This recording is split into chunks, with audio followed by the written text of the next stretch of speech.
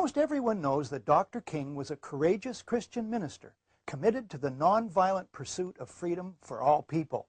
In this pursuit, he went to jail 29 times. Nothing new so far, but prepare yourself for some stunning surprises. James Earl Ray, a petty criminal who died in 1998 and who, according to the official story, shot Dr. King, in fact did not shoot Dr. King, even though he pleaded guilty in 1969. That's right, James Earl Ray was not, absolutely without any question, not the killer. This footage of Dexter King shaking hands with James Earl Ray speaks volumes. Dexter and the other members of the King family have persevered ever since Dr. King's death to learn the truth about what happened and to make that truth known. They are convinced Ray was not the shooter. Ray's guilty plea comes about on the advice of a lawyer who approaches Ray and offers to represent him. It turns out this lawyer has connections with the true killers.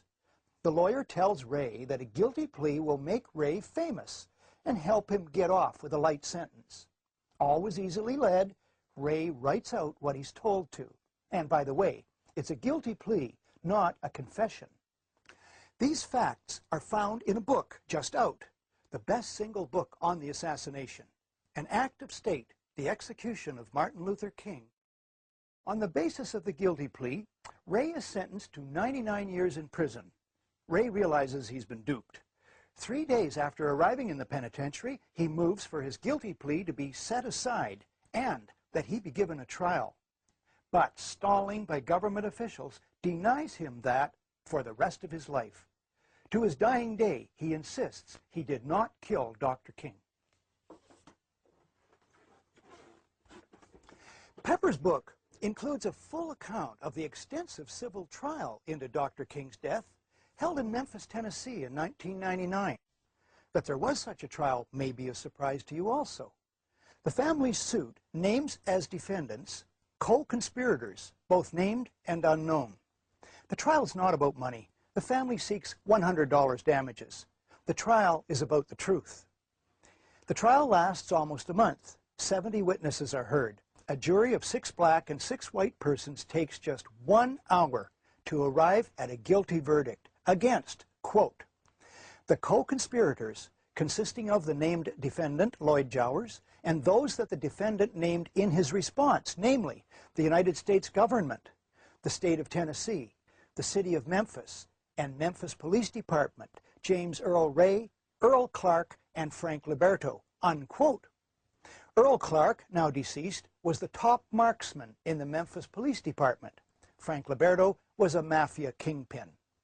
Conspirators within the U.S. government, according to the trial and the book, include, quote, J. Edgar Hoover and the FBI, Richard Helms and the CIA, and the military, unquote. The reason all this information probably surprises you is that the mainstream media effectively boycotted the trial. As Pepper writes, the silence following these shocking revelations was deafening. Like the pattern during all the investigations of the assassination throughout the years, no major media outlet would cover the story. It was effectively buried. Just 6 of the many facts that come out at the trial. First, when King arrives in Memphis, he's taken not to his usual hotel, which is safe for him, but rather to another, and given a room he must reach by an exposed balcony readily visible from dense bushes behind Jim's Bar and Grill across the street, and from various high vantage points.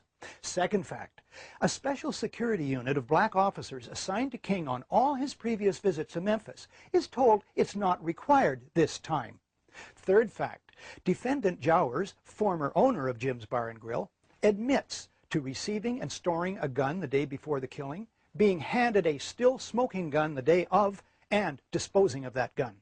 Fourth, U.S. Army snipers are positioned on 2 nearby rooftops and a water tower, not, as you'd expect, to protect King, but to back up the assassin in case he misses.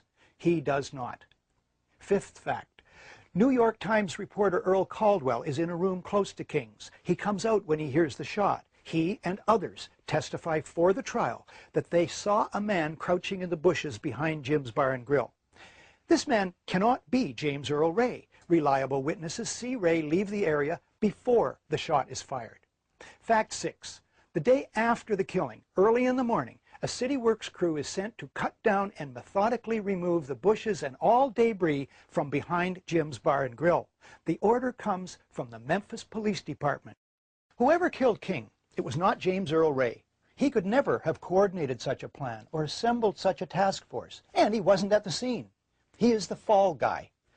But the trial, in effect, is boycotted by the media. That's why you don't know about it. That's why I didn't know about it until 3 months ago, through James Douglas. King recognized that powerful economic forces stunt history and kill hope.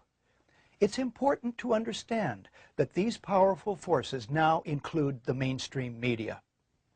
To study Dr. Martin Luther King's nonviolent quest for social and economic justice as the surest foundation for peace is to recognize him not only as a civil rights leader, but as a man of the hour, even in these troubling days.